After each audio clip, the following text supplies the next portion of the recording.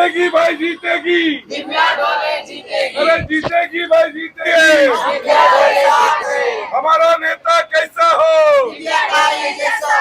लोखंड वाला की निशानी, समर्थकर की निशानी, जीतेगी भाई जीतेगी, जीतेगी हमारा नेता कैसा हो।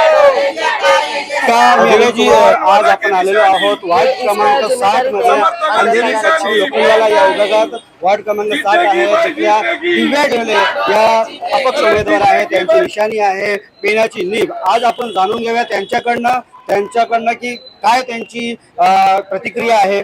नमस्कार, तुमचं स्वागत आहे. सर्वप्रथम तुम्हाला शुभेच्छा.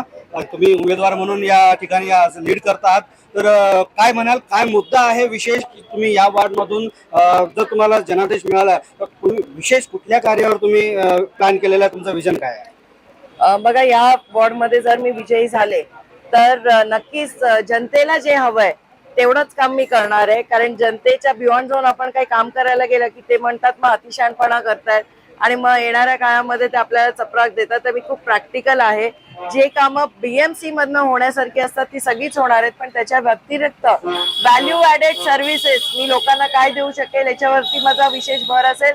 फॉर एक्झाम्पल, आमच्या एरियामध्ये खूप सारे सिनियर सिटीजन्स आहेत आणि त्यांची मुलं बाहेरगावी असतात. अशा वेळेस त्यांना एकटेपणा येतो आणि ऍज अ कॉर्पोरेटर मी त्यांची मुलगी बनणार आहे आणि त्यांच्यासाठी काही सोयी सुविधा उपलब्ध करून देणार आहे. त्याच्यामध्ये फॉर एक्झाम्पल एक कमांड कंट्रोल सेंटर, जिथे पॅनिक बटन दाबलं तर आम्ही त्यांच्या हेल्प साठी लगेच जाऊ शकतो. आपण बरेच वर्ष बीजेपी या पक्षामध्ये कार्यरत आहात आणि आज इलेक्शनच्या ऐनवेळी तुम्हाला तिकीट नाकारण्यात आलं, त्याचं काय कारण असेल आणि तुम्ही काय दृष्टिकोन ठेवता त्याबद्दल?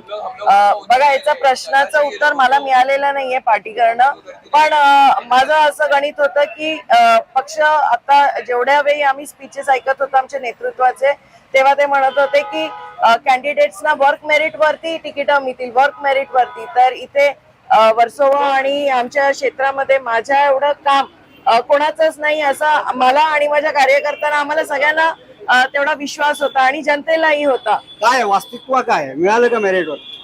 नाही, मेरिटवर तर मिळालं नाही आणि तो आता मोठा प्रश्नचिन्ह मलाच पडलाय की मी एवढे वर्ष जर काम करत आलीये तर मग राजकारणामध्ये एखाद्या महिलेने जर 2-2 दशकं दिली असतील आणि तिचं काम जनता बघते, कार्यकर्ता बघतायत, ऑपोजिशन पार्टीज बघतायत, बाकीच्या पार्टीजचे लीडर बघतायत, आम्ही प्रामाणिकपणे राहिलो आमच्या पार्टी